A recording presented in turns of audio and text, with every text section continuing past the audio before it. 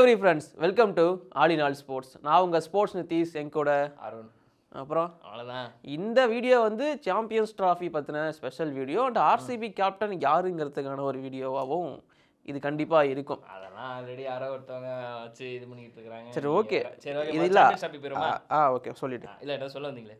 இல்லை, அது கடைசியாக சொல்லிக்கிறேன். சமூகத்தை கருத்து கடைசியாக தான் சொல்லுவார் அவர். சரி, ஓகே. ஒரு சைடு இருந்தாலும் சரி, முன்னாடி சொல்லிடுறேன். சாம்பியன்ஸ் ட்ராஃபி வந்து நீ முன்னாடி ஒரு அப்டேட் சொல்லியிருந்தல, குரூப் ஏ குரூப் பின்னு சொல்லிட்டு. அப்போ அந்த குரூப் ஏ நீ சொல்லலை, பட் ஆல்மோஸ்ட் அந்த இதுதான் நம்ம அப்போ ஒரு ஃபோட்டோ போட்டிருந்தோம், அதுதான் கன்ஃபார்ம் ஆயிருக்கு. குரூப் ஏவை பொறுத்த வரைக்கும் India, Pakistan, Bangladesh and New Zealand, இந்த 4 டீம் தான்.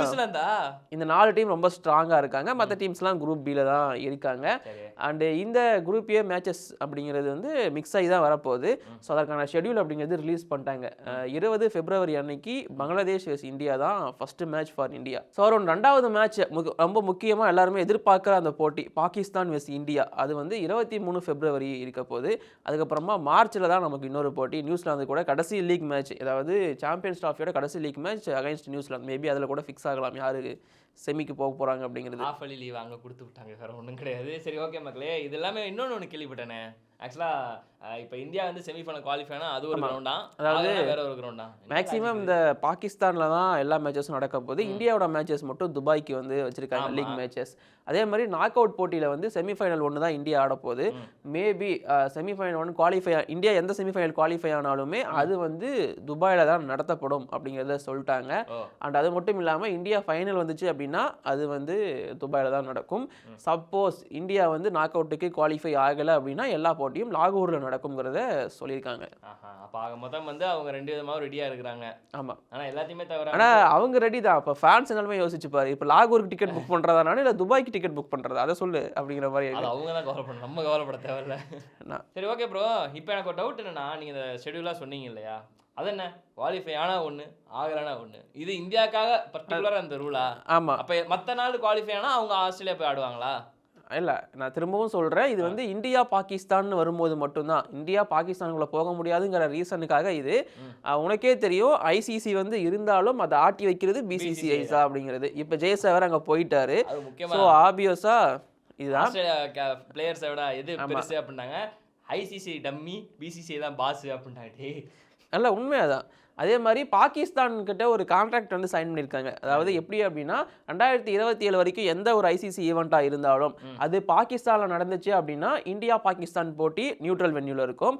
அதே மாதிரி இந்தியாவில் ஏதாச்சும் ஐசிசி ஈவெண்ட் கண்டக்ட் பண்ணப்பட்டால் பாகிஸ்தான் வெஸ் இந்தியா அந்த மேட்ச் அப்படிங்கிறது நியூட்ரல் வென்யூவில் இருக்கும். பாகிஸ்தானுக்கான எல்லா மேட்சஸும் நியூட்ரல் வென்யூவில் இருக்கும்.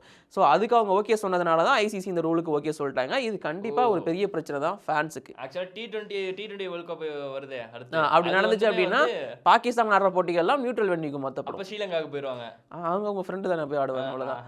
இல்லை பங்களாதேஷில் கூட போய் ஆடலாம். ஸோ அது அவங்களோட விருப்பம், இல்லை ஐசிசி முடிவு பண்ணுறது தான். ஸோ மேபி துபாய் தான் அவங்களோட சாய்ஸாக இருக்கலாம். ஸோ ஏன்னா துபாய் தான் நமக்கு வந்து எப்படி சொல்கிறது, அந்த 3வது வீடு மாதிரி, வேணும்னா அங்கே போய் என்ஜாய் பண்ணலாம். ஸோ இதுதான் ஐசிசி இப்போதைக்கு போட்டிருக்க ரூல். அதனால தான் இந்தியாவோட மேட்சஸ்லாம் வந்து துபாயில் வந்து நடத்த போகிறாங்க. அதே தான். சாம்பியன்ஸ் ட்ராஃபியை பொறுத்த வரைக்கும் February 19 ஸ்டார்ட் ஆகி March 9 முடிய போகுது. ஸோ சாம்பியன்ஸ் ட்ராஃபி பார்த்தீங்கன்னா அப்டேட் இதுதான். இது இல்லாமல் இந்த சாம்பியன்ஸ் ட்ராஃபிக்கு இந்தியாவோட ஸ்குவாட் எப்படி இருக்க போகுது அப்படிங்கிற கேள்விக்குறி இப்போவே எழுந்துருச்சு.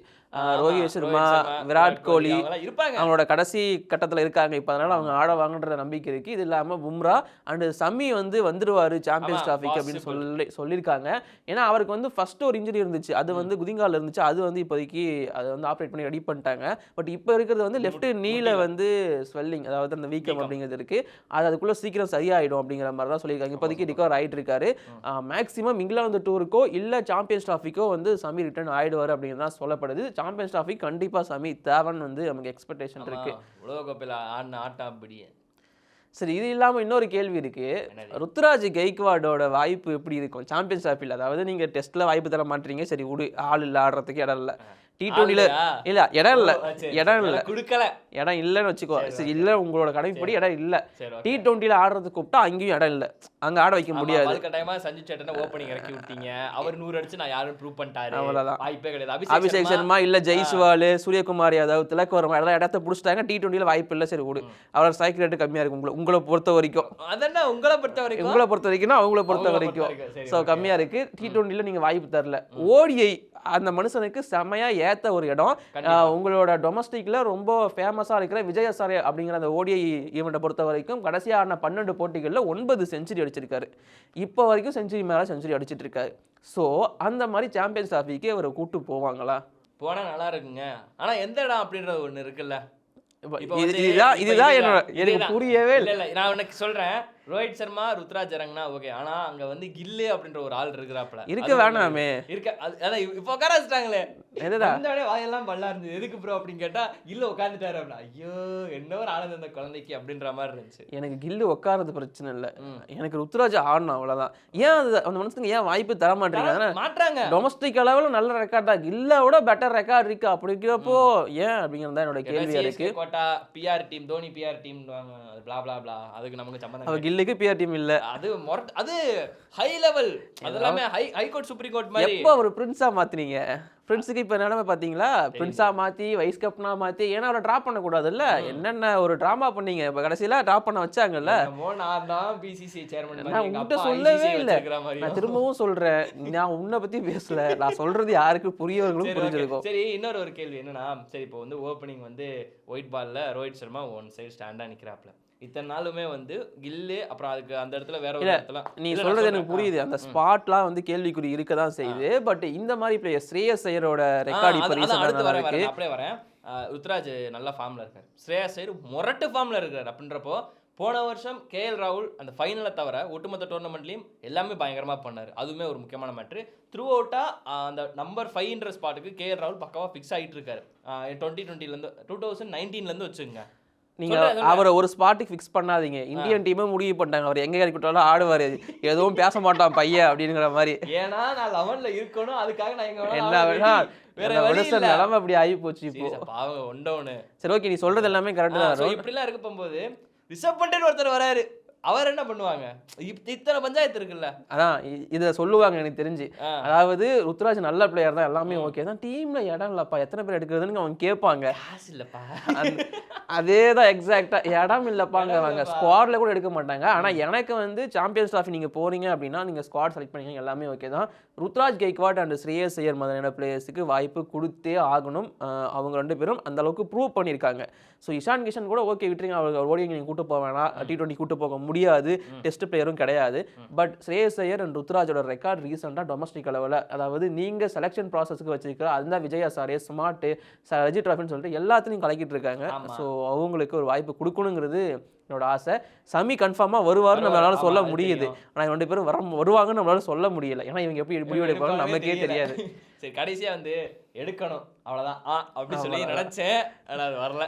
சரி ஓகே, நடந்தா சந்தோஷமா இருக்கும். நடந்ததுக்கு அப்புறம் நம்ம சொல்லுவோம், அது சொன்ன நடந்துச்சு அவ்வளவுதான். இல்ல எனக்கு எடுப்பாங்கன்னு ஒரு நம்பிக்கை இருக்கு ஸ்ரேயஸ் ருத்ராஜெல்லாம்.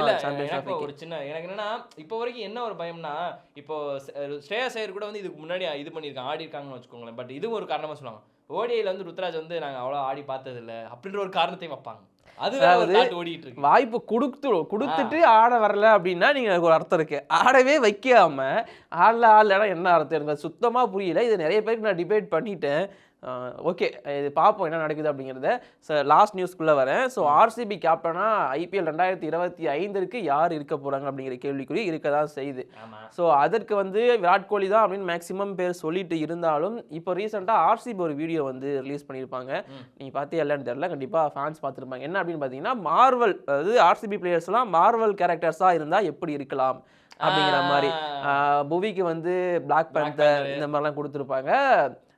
விராட் கோலி தான் வந்து அங்கே அயன்மேனாக இருப்பார். ஸோ கெத்தா வேற லெவலில் இருப்பார். கிளைமேக்ஸ் என்னன்னு தெரியும்ல, அதான் சொல்ல வரேன். அங்கே வந்து கேப்டன் அமெரிக்கா ரோல் வந்து ரஜத் பரிதருக்கு கொடுக்கப்பட்டிருக்கும்.